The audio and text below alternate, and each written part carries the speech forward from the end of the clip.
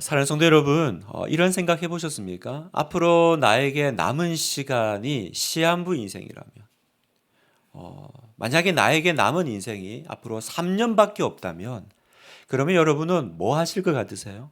앞으로 나에게 3년의 시간이 주어졌다. 많은 계획들이, 생각들이 떠오르실 겁니다.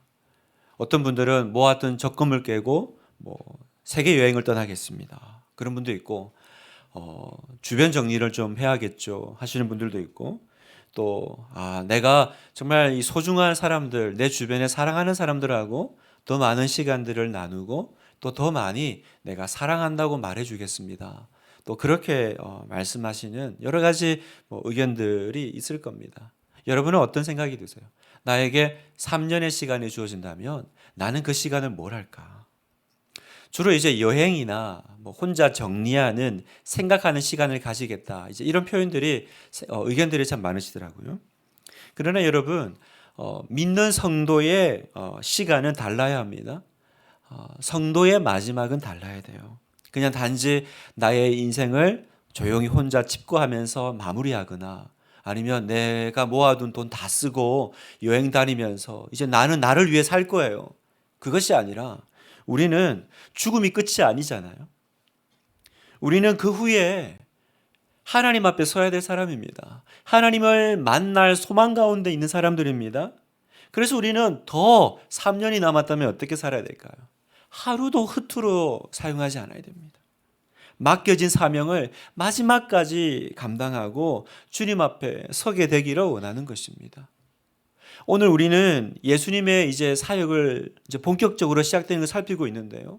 사실은 우리가 이미 나눴다시피 예수님에게 남겨진 시간은 그렇게 많지 않습니다.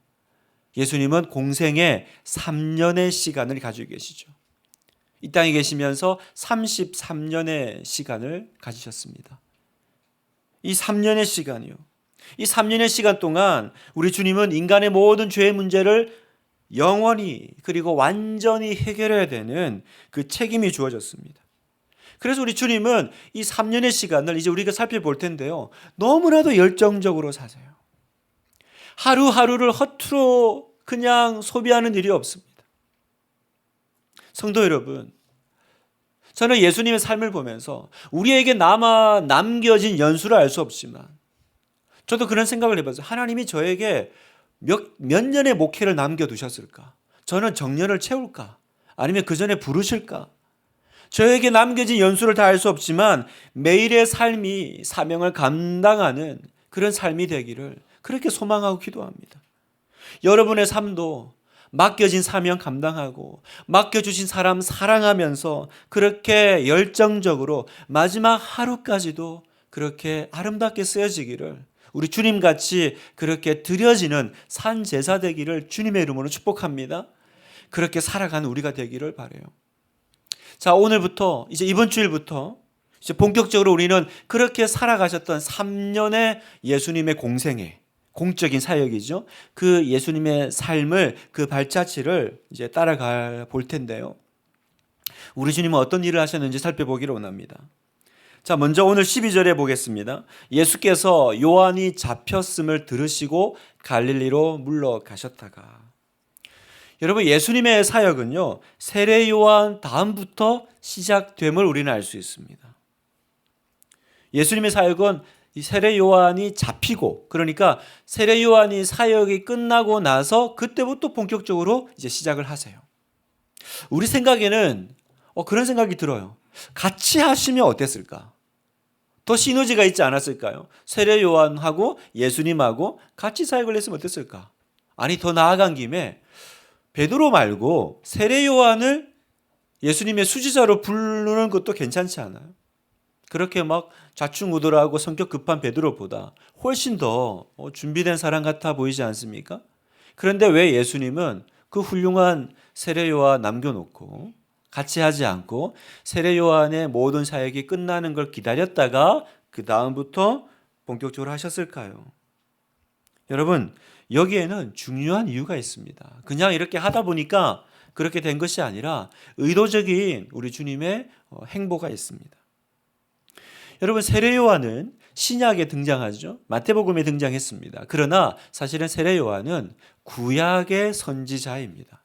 구약을 마지막으로 문을 닫는 사람이 바로 세례 요한이에요. 그러면 이런 질문이 생기죠. 구약은 뭐고 신약은 뭡니까? 그냥 우리 생각에는 구약은 구약 성경이 끝나면 구약 성경이고 신약은 마태복음 시작되면 신약 아닙니까? 이 부분을 좀 더 살펴보기를 원하는데요. 여러분, 인간은 아담과 하와의 범죄 이후로 타락하죠. 그리고 허물과 죄로 죽은 존재가 됩니다. 살아있지만 영적으로는 죽었다라고 표현하세요. 오늘 성경은 이것을 가리켜 흑암에 앉은 백성이다 이런 표현을 쓰십니다. 16절을 보겠습니다. 흑암에 앉은 백성이 큰 빛을 보았고 사망의 땅과 그늘에 앉은 자들에게 빛이 비추었도다. 우리를 뭐라고 부르십니까? 흑암에 앉은 백성, 그리고 사망의 땅과 그늘에 앉은 자들이다 라고 하십니다. 흑암에 앉아있는 백성이라고 하니까 어둠에 속한 존재라는 거죠. 죽음 안에 있는 존재라는 것입니다. 왜 인류는 이렇게 흑암에 앉은 존재, 어둠에 속한 존재가 되었을까요? 창세기를 보면 아담과 하와는 하나님이 따먹지 말라고 하는 그 선악과를 따먹음으로써 하나님의 명령을 어기게 됩니다. 여러분, 선악과를 먹는다라는 건 단지 그냥 명령 하나 어긴 혹은 그 에덴 동산에 있는 과일 하나 따먹은 문제가 아닙니다. 하나님 치사하게 그거 하나 따먹었다고 죄인 취급하시나? 이 문제가 아니라 선악과를 따먹은 거는요, 창조물이 창조주를 부정하는 것입니다. 내가 하나님이 되겠다라고 하는 거예요. 그게 바로 선악과를 따먹은 사건입니다. 내 인생에서 하나님을 부정하고 이제 선악, 다시 말해서 뭐가 옳고 그른지는 누가 정해요? 내가 정하겠다라는 거예요. 그래서 오늘 이 시대도요, 하나님이 없죠. 왜요? 선악은 내가 결정하는 거예요. 왜 성경이 결정합니까? 왜 하나님이 옳다 나쁘다고 합니까? 내가 원하는 대로 살고 싶은 거죠. 여러분, 이것이 선악과를 따먹은 오늘 이 세상의 모습이라는 거예요. 그래서 뭘 이렇게 과일 하나 이것이 아니라 선악과의 사건은요, 내 인생에서 철저하게 하나님을 부정하고 내가 하나님 되겠다라고 하는 거예요. 그런데 그 결과 어떻게 됐습니까? 성경에 보면 정령 죽으리라 그랬어요. 그죠? 네가 선악과를 따먹으면 정령 죽으리라고 말씀하셨는데 실제로는 아담과 하와가 죽었습니까? 안 죽었습니다. 그러면 어떻게 된 거죠? 하나님이 거짓말하신 건가? 엄포를 하신 거예요? 잘못된 겁니까? 여기서 우리가 알 수 있는 건 여기서 죽는다라는 의미입니다. 정령 죽으리라 이 말씀은 우리가 생각하는 그런 육체적인 죽음을 의미하는 것이 아니구나. 물론 그것도 포함되지만 더 중요한 게 있어요. 그건 뭐냐면 바로 성경이 말하는 죽음이란 뭐냐? 하나님과의 관계가 끊어지는 것을 말합니다. 아시겠어요, 여러분? 성경이 말하는 죽음은 뭐냐? 하나님과의 관계가 끊어져 있는 상태를 죽음이라는 거예요. 그래서 우리의 육체적인 죽음은 하나님과의 관계가 끊어진 그냥 따라오는 부차적인 결과일 뿐입니다. 근본적으로는 뭐예요? 이제 하나님과의 생명의 줄이 끊어져 있는 상태. 그러니까 어떤 일이 벌어졌습니까? 하나님과의 관계가 끊어지니까, 하나님과 관계가 단절되니까 타락한 인간은 이제 사망의 음침한 골짜기에서 방황합니다. 그리고 서로 미워하며 시기하며 질투하며 그렇게 살아갑니다. 여러분, 만인에 대한 투쟁이란 말 들어보셨어요? 철학자 토마스 홉스가 말했던 말인데요. 이 말은 뭐냐면 만인이 곧 만인의 적이라는 거예요. 다시 말하면 내 앞에 있는 사람이 다 내 적이라는 것입니다. 경쟁 상대라는 거예요. 하나님을 떠났습니다. 그리고 내가 하나님이 되기로 인간을 결정했습니다. 그렇게 스스로가 하나님이 된 인간은 어떻게 삽니까?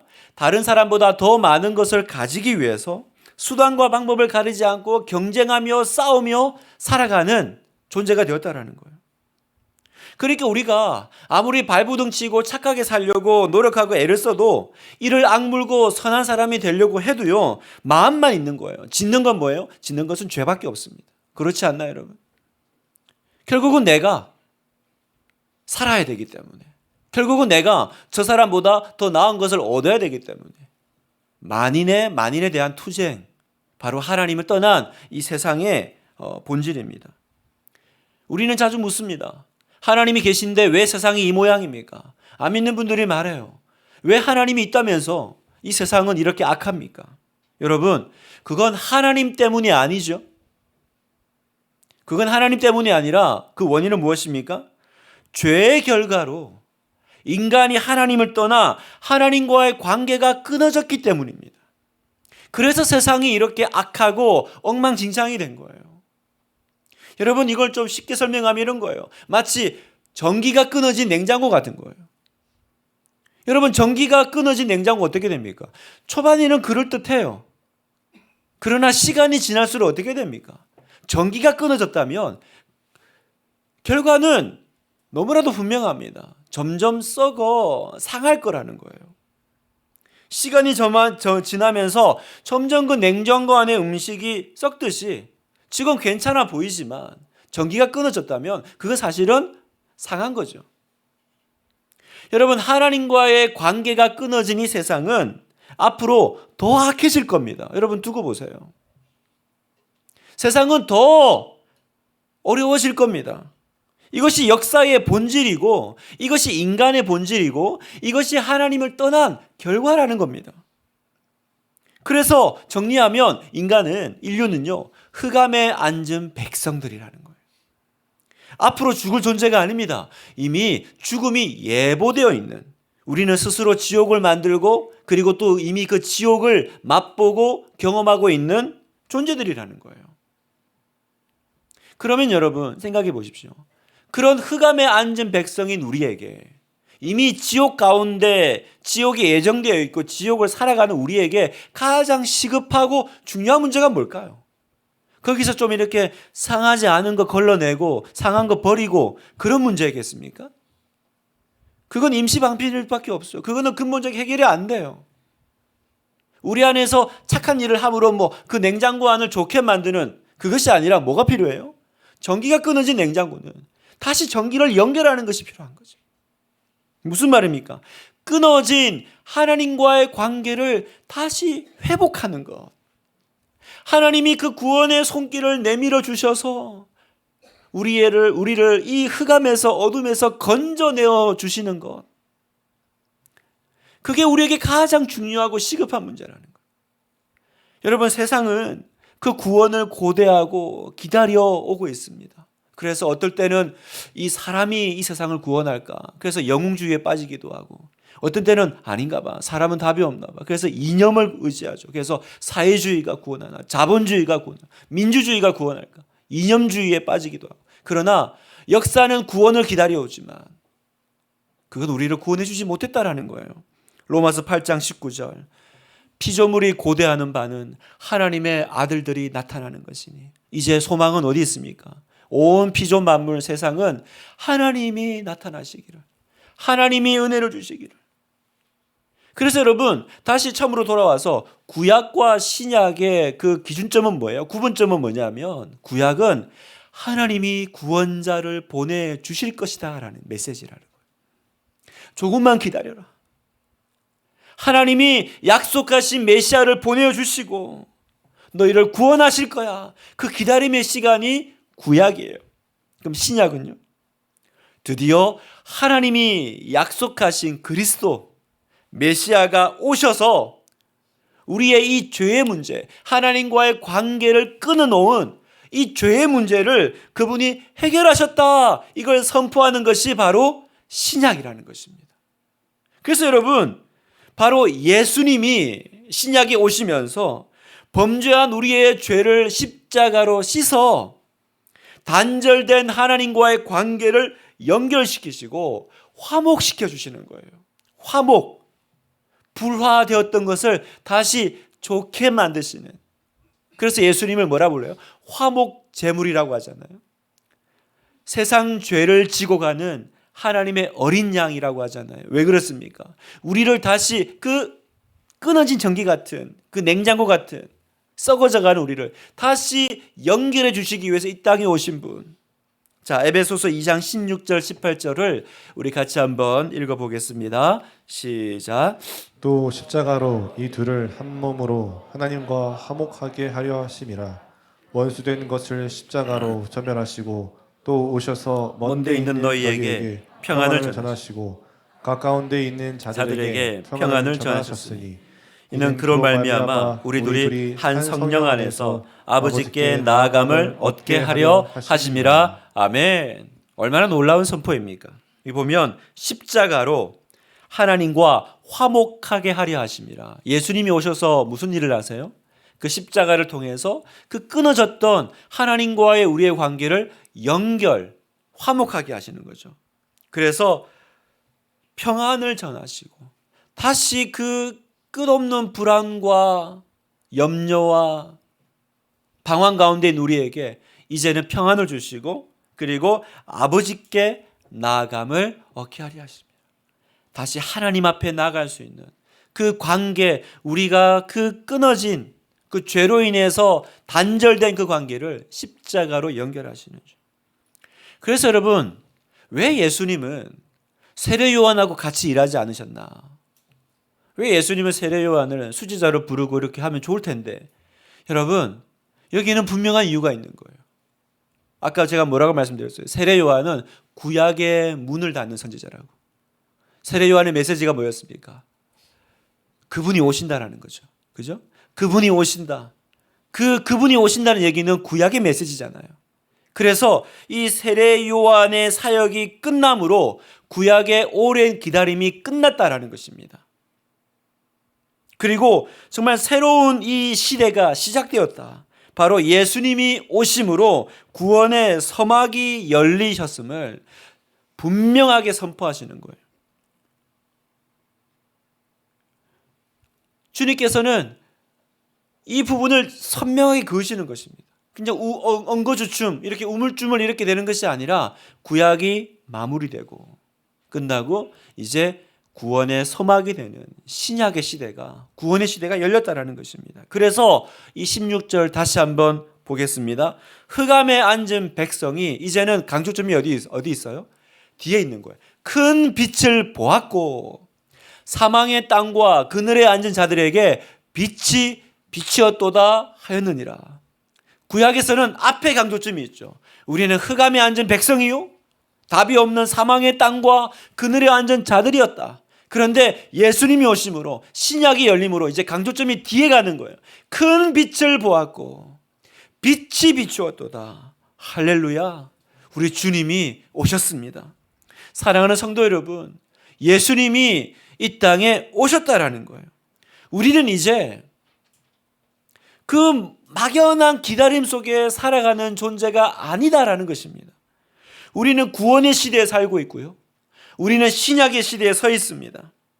죄로 인해서 신음하고 아파하던 인류가 그렇게 기다려왔던 인류의 구원자, 메시아, 구원의 빛 대신 예수님이 오셨다라는 것입니다. 그 마치 연극 있잖아요. 고도를 기다리며. 우리 교회 그 김하철 성도님이 지금 아마 그 연극을 하시는 걸로 알고 있어요. 그 고도를 기다리며 그 내용이 뭡니까? 오지도 않은 사람인데 막연하게 기다리면서 그냥 씨름을 잊어가는 내용이에요. 여러분, 우리는 고도를 기다리며 살아가는 사람들이 아닙니다. 이제는 이미 오신 분을 바라보고 만지고 만나고 분명하게 시작된 그 구원을 맛보는 사람들인 것입니다.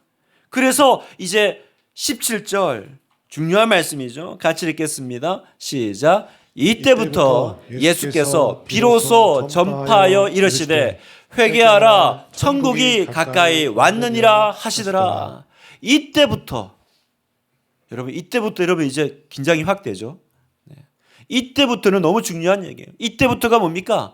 구약이 끝나고, 그죠? 세례 요한의 그 오랜 기다림에 오신다 했던 이야기 끝나고 이때부터 비로소 전파하여 이르시되. 그래서 회개하라 천국이 가까이 왔느니라, 이 말씀은 세례 요한의 메시지와 말은 똑같지만 세례 요한은 천국이 가까이 왔느니라, 그분이 오실 거다라는 예언의 메시지라면 예수님의 말씀은 뭐예요? 왔다라는 거죠. 왔다라는 거예요. 이때부터 이제 누구든지 완전히 죄를 청산하고 완전히 치료받고 하나님 앞에 새로운 삶을 살 수 있는 시대가 열렸다라는 것입니다. 할렐루야. 하나님과의 관계가 회복되고 하나님을 이제 아버지라고 부를 수 있는 그 은혜의 시대가 되었음을 우리 주님께서 이때부터 비로소 전파하여 이르시되 선포하신 거예요. 그래서 우리에게 남아있는 건 무엇입니까? 회개하고 천국을 취하라는 거예요. 회개하라 천국이 왔느니라 이 말씀은 이제 하나님 편에서 하실 것은 끝났다라는 것입니다. 하나님 편에서 다 했다라는 거예요. 남은 건 뭡니까? 여러분의 책임이에요. 아직도 제가 잘 몰라요. 내 탓이 아닙니다. 나중에 믿을게요. 핑계 댈 수가 없어요. 하나님은 다 하셨습니다. 이제 남은 건 나예요. 사랑하는 여러분, 오늘 이 설교 말씀이 지금 나한테 하시는 말씀 같은데? 그러면 축하드려요. 성령님께서 지금 여러분의 마음을 두드리고 계신 거예요. 예수님께서 여러분의 마음에 지금 두드리고 계신 것입니다. 그럼 뭐 하면 됩니까? 회개하고 천국을 취하십시오. 천국 대신 예수님을 취하십시오. 예수님을 나의 구주로 영접하십시오. 그러면 천국을 선물로 주십니다. 계시록 3장 20절 같이 읽겠습니다. 시작. 볼지어다 내가 문 밖에 서서 두드리노니 누구든지 내 음성을 듣고 문을 열면 내가 그에게로 들어가 그와 더불어 먹고 그는 나와 더불어 먹으리라. 아멘. 볼지어다 내가 문 밖에 서서 두드리노니. 지금 두드리고 계시죠? 어떻게 하면 됩니까? 음성을 듣고 문을 열면 영접하면 믿으면 내가 그에게로 들어가 함께 먹으리라. 예수님을 영접하여 여러분 변하여 새 사람이 되는 이 놀라운 축복이, 이 놀라운 영적인 혁명이, 예수 혁명이 여러분 안에 일어나기를 주님의 이름으로 축복합니다. 여러분 새 사람이 되는 길이 여기 있습니다. 마음 다 잡고 잘해볼 거야. 난 다시는 예전으로 돌아가지 않을 거야. 여러분 전기가 끊어진 냉장고는 소망이 없어요. 더러운 것 좀 버린다고 해결될 문제가 아니에요. 답은 예수 그리스도. 그분을 통해서 다시 내가 하나님과 끊어진 관계가 연결될 때 나에게 새로운 삶이 시작되고 나는 새로운 존재가 될 줄 믿습니다. 새로운 삶이 여러분에게 시작되기를 주님의 이름으로 축복합니다. 새 학기가 여러분에게 정말 새 학기가 될 줄 믿어요. 자, 우리가 두 번째 살펴볼 것은 이 주님의 놀라운 일을 이제 시행하시는데 예수님의 사역이 진행되는데 놀라운 건요. 예수님께서 그 영혼을 부르고 구원하는 일에 우리를 부르신다는 거예요. 자, 18절 보겠습니다. 갈릴리 해변에 다니시다가 두 형제 곧 베드로라 하는 시몬과 그의 형제 안드레가 바다에 그물 던지는 것을 보시니 그들은 어부라. 말씀하시되 나를 따라오라. 내가 너희를 사람을 낚는 어부가 되게 하리라 하시니. 여러분 지금 예수님은 앞에서 이 놀라운 구원의 시대를 선포하시죠. 비로소 전파하여 이르시되 그 엄청난 이제 새 시대를 선포하신 다음에 그 다음 뭐 하세요? 갈릴리 해변을 다니세요. 왜 그러십니까? 사람을 찾는 거예요. 함께 사역할 사람을 찾으십니다. 그리고 말씀하십니다. 내가 너희를 사람을 낚는 어부가 되게 하리라. 하나님은 이 새로운 구원 역사에 이 구원 역사를 이루는 이 엄청난 일에 제자들을 세우시고요. 그 제자들과 함께 동역해 나가시더라는 거예요. 사랑하는 여러분, 하나님 나라는 하나님의 구원 역사는요. 천사 동원하지 않습니다. 하나님이 하시지 않고 누구를 통해서 하세요? 우리를 통해서 일하기를, 교회를 통해서 일하기를 기뻐하시더라는 거예요. 그래서 여러분, 그때 예수님께서 그 갈릴리 해변에서 당신의 제자들을 찾으시는 것처럼 오늘도 주님은 우리를 당신의 제자로 부르신다는 사실입니다. 여러분 이 사실 알고 계셨어요? 예수님이 여러분을 제자로 부르고 계셨다라는 것입니다. 아닌데요. 저는 그냥 성도인데요. 저는 제자까지는 무리인 것 같아요. 우리 안에 그런 좀 오해가 있죠. 교회 안에도 보면 뭐 제자 그러면 어떤 오해가 있어요. 제자 훈련 받는 사람들, 좀 특별한 사람들 있잖아요. 약간 이렇게 좀 열정이 좀 과도하게 넘치는 분들, 순자님들, 그런 분들은 제자죠. 그런 좀 이렇게 뭡니까 좀 헌신하고 특별한 사람들은 제자고, 나는 성도죠. 나는 무리. 그래서 저는 그런 건 무리예요. 그래서 무리라는 말이 있습니다. 그래서 성도인 나는, 무리인 나는 내가 할 일은 뭐예요? 일주일에 한 번 교회 나가서 예배 드려주는 거, 그리고 또 말씀에 은혜 받고 또 힘 얻어서 세상 잘 사는 거, 그리고 조금 시간 남으면 한번 교회 봉사, 그 정도로 우리의 어떤 입장 정리합니다. 내가 해야 될 일을 생각합니다. 그러나 여러분, 다시 정정해 드려요. 주님은 우리를 성도로 부르시고 그 모든 성도는 또 제자의 부르심에 서 있다는 것이에요. 하나님의 나라의 일로 우리를 초대하셨다는 것입니다. 여기는 한 명의 예외도 없어요. 한 명의 예외가 없어요. 자, 마태복음 28장 19절 보겠습니다. 그러므로 너희는 가서 모든 민족을 제자로 삼아 아버지와 아들과 성령의 이름으로 세례를 베풀고 내가 너희에게 분부한 모든 것을 가르쳐 지키게 하라. 예수님께서 당신의 제자들에게 분부하신 거예요. 마지막 명령이죠. 지상 명령이라고 합니다. 뭘 명령하셨어요? 모든 민족을 제자를 삼으라 그랬죠. 그래서 여러분, 그 제자들이 나가서 뭐 했어요? 교회를 세우고 제자를 삼은 거예요. 우리를 제자 삼으신 겁니다. 여러분, 교회 공동체는요, 제자 공동체예요. 왜요? 주님께서 모든 민족을 제자 삼으라 그랬으니까. 여러분, 여기에 모든 민족에서 제외되는 분이 있습니까? 여기 혹시 외계인 계세요? 이 명령에서, 이 주님의 이 지침에서 자유로운 사람이 아무도 없어요. 또 사도행전 1장 8절 같이 읽겠습니다. 시작. 오직 성령이 너희에게 임하시면 너희가 권능을 받고 예루살렘과 온 유대와 사마리아 땅끝까지 이르러 내 증인이 되리라 하시니라. 여기 보면 오직 성령이 너에게 임하시면 내 증인이 되리라. 2부 때는 내 증인이 되리라도 좀 노란색 좀 해주세요. 오직 성령이 임하시면 내 증인이 되리라. 여러분, 증인은 제자죠. 여러분, 여기 성령님이 없는 분 계십니까? 마음에 성령이 안 계신 분 계십니까? 예수 믿는 사람은 누구나 그 마음에 성령님이 함께 계십니다. 그렇다면 정리하면요, 여러분, 성도는 제자라는 거예요. 성도 따로, 제자 따로, 성도의 삶이 있고 그 위에 또 이제 뭔가 좀 더 뭡니까 고차원적인 좀 더 헌신하는 사람들의 삶이 있는 것이 아니라 우리 모두는 주님께서 제자로 부르셨습니다. 그러면 제자는 어떻게 살아야 됩니까? 제자로 부름받은 우리는 어떻게 살아야 됩니까? 두 가지를 나누길 원하는데요. 첫 번째, 인생의 비전을 다시 설정하십시오. 제자는 인생의 비전을 다시 세우는 사람들입니다. 자, 여러분, 예수님은 베드로와 안드레 또 야고보와 요한 어부들이잖아요. 가서 뭐라 그래요? 사람을 낚는 어부가 되라라고 말씀하십니다. 고기를 잡는 어부들인데 사람을 낚는 어부가 되라고 하셨어요. 주님은 아주 심플하세요. 복잡하게 말씀하지 않으셨어요. 그 사람들이 어부였기 때문에, 너무 잘 아는 언어잖아요. 어부였기 때문에 사람을 낚는 어부가 되라고 하신 거예요. 만약에 그분들이 광부였으면 사람을 캐는 광부가 되어라, 아마 그러셨을 겁니다. 만약에 장사꾼이었으면 사람을 사는 상인이 되어라, 그러셨을 거예요. 무슨 말씀이냐면 오늘 예수님이 여러분에게도 똑같이 말씀하신다는 거예요. 뭐라고 말씀하실까요? 여러분이 어느 자리에 있든지, 여러분이 어떤 직업을 가지고 계시든지, 네가 서 있는 그 자리에서 너의 인생의 틀을, 인생의 프레임을 뭐 하라고요? 사람을 살리는 방식으로 바꾸라는 거예요.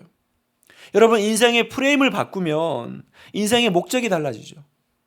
여러분, 인생의 목적이 달라지면 인생이 바뀌어요. 이 사람은 뭐 하기 위해 살아가는 사람이다, 나오잖아요. 학생입니까?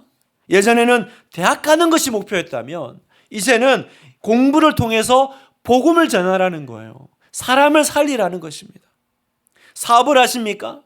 예전에 나의 목적은 수익을 남기는 거. 그러나 이제는 그 사업을 통해서 복음을 전하라, 사람을 살려라, 영혼을 살리라고 말씀하셔요. 가정주부입니까? 이제는 자녀를 키우는 일로 복음을 전하라. 여러분, 우리에게 직업이 꿈이 아니라 복음이 우리의 꿈이 되기를 축복합니다. 여러분, 직업은 바뀔 수 있어요. 여러분, 직업이 우리가 아닙니다. 거기에 우리의 정체성이 있지 않아요. 우리의 정체성은 어디 있습니까? 우리의 정체성은 하나님 나라에 있고 사람 살리는 데 있고 복음을 전하는 자에 있는 줄 믿습니다. 그게 우리의 정체성이에요. 우리의 직업은요, 그 일을 하기 위해서 도와주는 거죠. 하기 위해서 도와주는 거죠.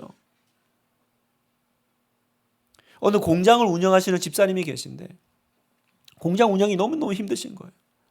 그래서 이분이 목사님께 이제 신방을 요청을 하고 이제 기도를 받으러 왔습니다. 목사님이 이제 물었대요.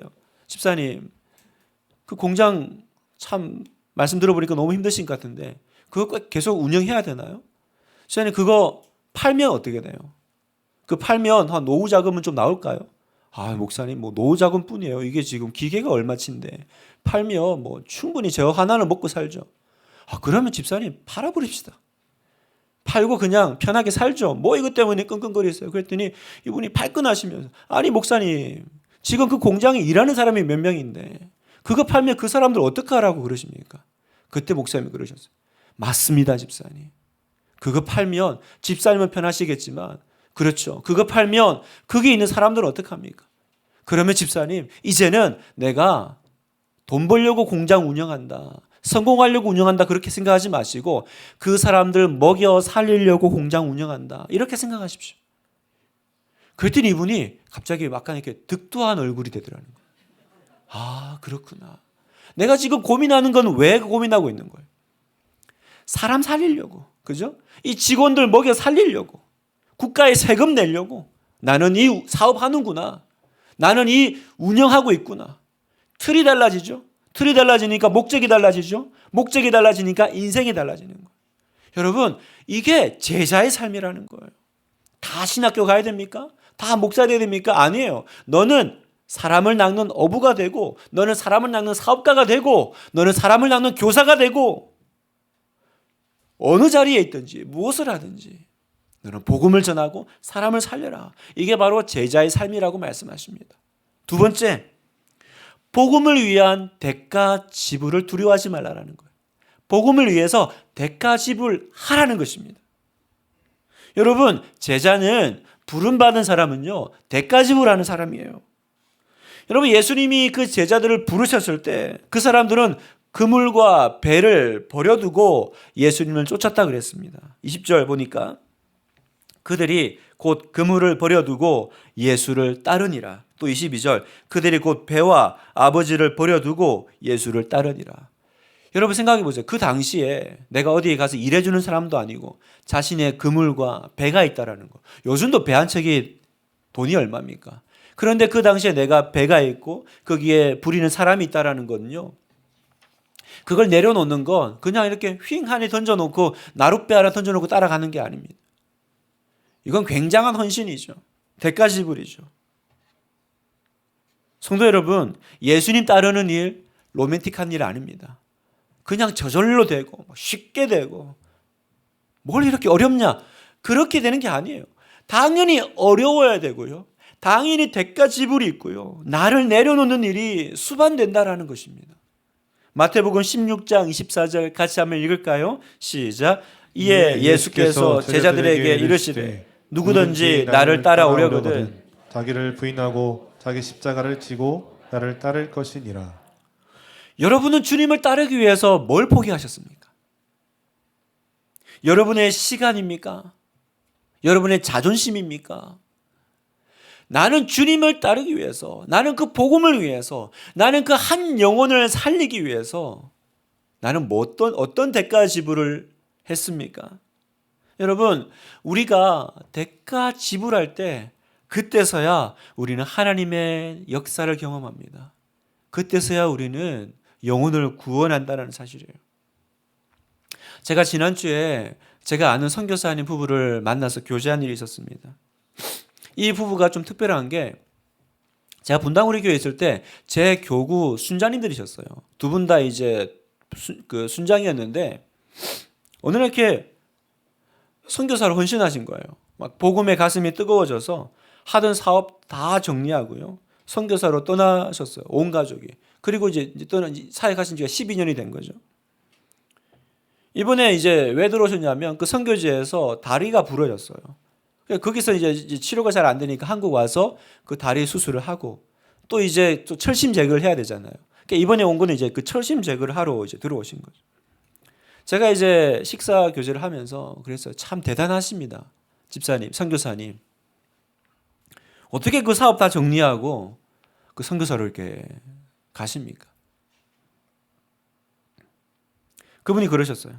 예수님이 우리에게 너의 안전지대를 떠나라고 하셨고 우리는 순종했을 뿐입니다. 너의 안전지대를 떠나라. 세이프티 존이죠. 너의 안전지대. 그 안전지대라는 게 뭐예요?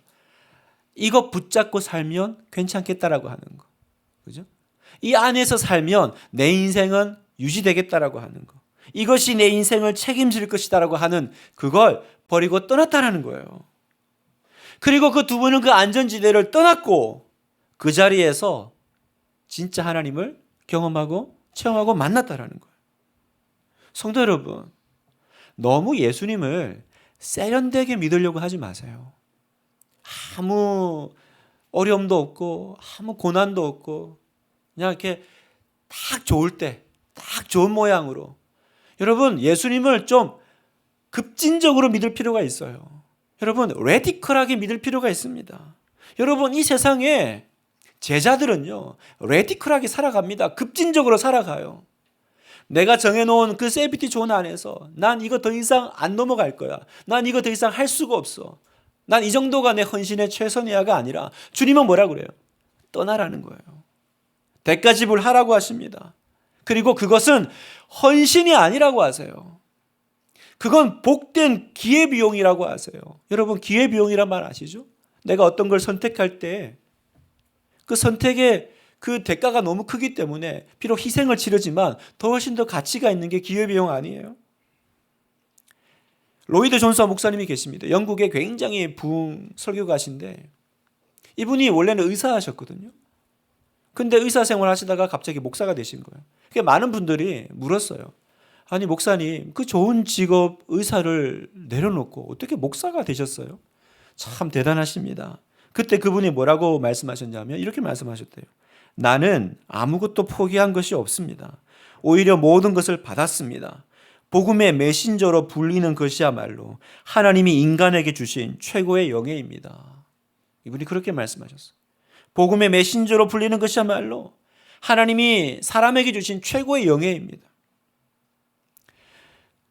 말씀을 마무리하면서 여러분 고린도서 6장 2절에 보라 지금은 은혜 받을 만한 때요 보라 지금은 구원의 날이로다 라고 말씀하십니다. 여러분 하나님의 은혜의 해가 시작되었습니다. 여러분 우리는 신약 시대를 살아요. 여러분 우리는 구원의 시대를 살고요 성령의 시대를 삽니다. 나의 모든 죄와 저주를 끊고 새 생명 주시는 은혜의 시대를 저와 여러분이 살고 있습니다. 그래서 누구든지 주의 이름을 부르는 자는 구원을 받고 언제든지 새 생명이 되고 새로운 존재가 되고 그 안에 모든 것이 뒤집어지는 예수 혁명이 일어날 줄 믿어요. 여러분은 그 혁명을 경험하신 분들입니다. 정부가 바뀐 거예요. 이제 나의 주인은 하나님이시고 그분이 내 인생을 책임지시고 새로운 삶이 펼쳐집니다. 그렇다면 그 다음에 뭡니까? 우리를 제자로 부르시는 겁니다. 그 제자는 뭐예요? 이 복음, 이 기쁜 소식을 네가 이제 전하라는 거예요. 네가 서 있는 그 자리에서 너는 사람을 낚는 어부가 되라고 말씀하신 겁니다. 여러분 우리는 기쁜 소식을 전하는 사람입니다. 기쁜 소식은 지체하면 안 되는 거죠. 여러분 시한부 인생을 살아가는 그분들에게 불치병을 살아가는 그분들에게 치료약이 개발되었다는 소식을 들었는데 그걸 늦게 말해주는 사람이 어디 있겠어요? 하루라도 빨리 달려가서 급하게 목이 터져라 전해야 되는 것이 이 기쁜 소식을 전하는 사람들 아닙니까? 세상이 이것보다 더 영화롭고 더 복된 일이 어디 있습니까? 그래서 로마서 10장 15절에 보내심을 받지 아니하였으면 어찌 전파하리요. 기록된 바 아름답도다 좋은 소식을 전하는 자들의 발이여 함과 같으니라. 주님 뭐라 그러세요? 아름답도다. 누구를 향해서요? 좋은 소식, 다시 말해서 복음, 예수 그리스도, 복음을 전하는 자들의 발이요. 우리 주님이 아름답다라고 하세요. 아름답다. 지금 이 순간에도 수많은 사람들이 복음을 듣지 못해서 또 받아들이지 못해서 지옥을 향해 걸어 들어가고 있습니다, 여러분. 그 복음이신 예수 그리스도를 목이 터져라 어서 빨리 전하는 것이 우리의 사명이요, 교회의 사명이요, 제자의 삶인 줄 믿습니다. 오늘도 삶의 각 처소에서 영혼을 건지는 어부요, 영혼을 캐는 광부요, 영혼을 사는 상인이 되시는 제자의 삶을 사시는 여러분 되시기를 주님의 이름으로 축원합니다.